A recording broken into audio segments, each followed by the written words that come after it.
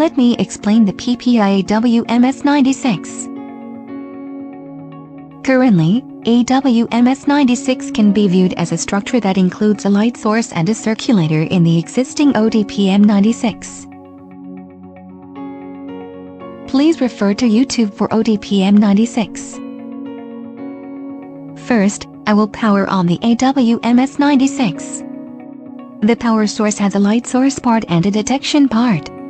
First, I will press the detection unit.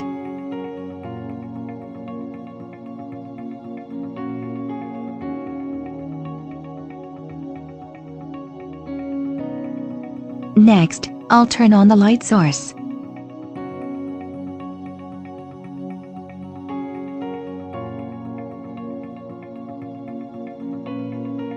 We do not know that the optical source is coming out, but we will check it using a sensor.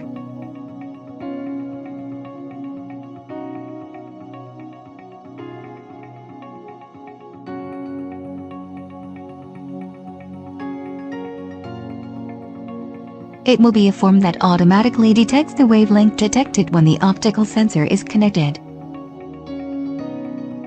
Let's do a simple scan.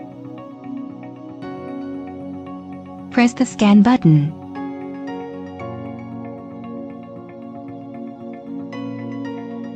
Let's page down.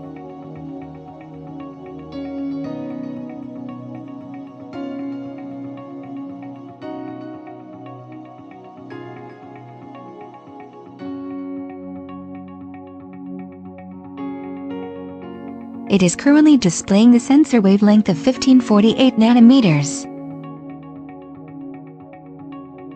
You can see the same graph. Let's click the graph button. Let's go down the page.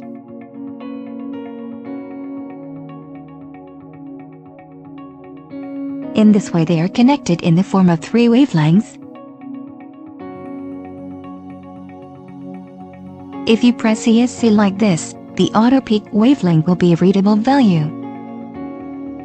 Up to this point, the ODPM96, light source and circulator are connected to establish the actual AWMS96 hardware conditions.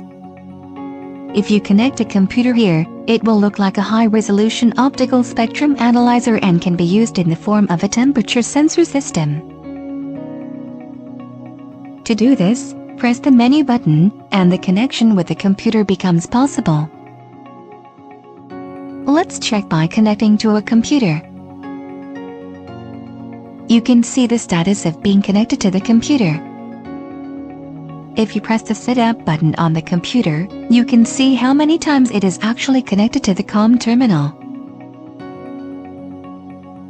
It is connected to COM terminal 3. Here press the connection to load the information and load the data. The basic setting will be done. When the basic setting is finished, close the window and you can see how the spectrum appears at the wavelength actually coming out of here. If you click it, you can see these 2 FBG sensors appear. This setting will be a form in which 2 sensors are connected through a 1x2 splitter that is currently coming out of the light source. So it will be a form showing the sensor in the short wavelength and the sensor in the long wavelength. And you can basically see a window that reads the change of wavelengths so that you can have basic information about these. If you actually want to use the temperature, you can open the temperature window and now you can see the temperature change.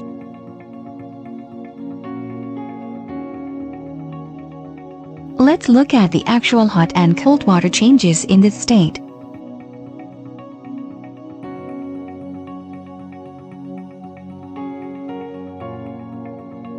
I'll reset it so you can see it again.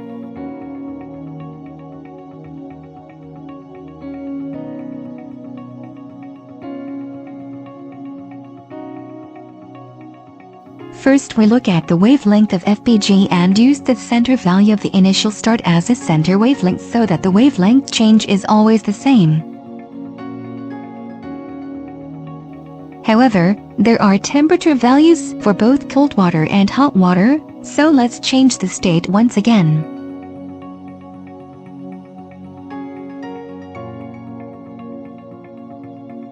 As you can see, you can use equipment like this when you want to monitor the temperature of your environment. The specifications of this equipment will be in a form that can be used from 0 to 55 degrees at room temperature. And the sensor will have a structure that can be used from -40 to 85 degrees or 0 to 80 degrees and even higher temperatures depending on the condition of the sensor. In addition, it is possible to change the settings according to the customer through such wavelength monitoring through any vibration other than the temperature sensor, the environment, or the change in the shape of such a sensor.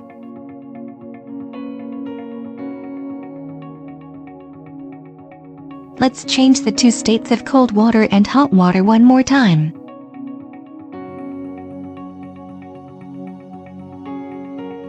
If you use the PPI AWMS96 as a form that allows you to see a certain state of the temperature like this, we can use it as a high-performance, low-cost equipment because our company manufactures everything from AWG chips by itself compared to expensive sensor systems. Thank you.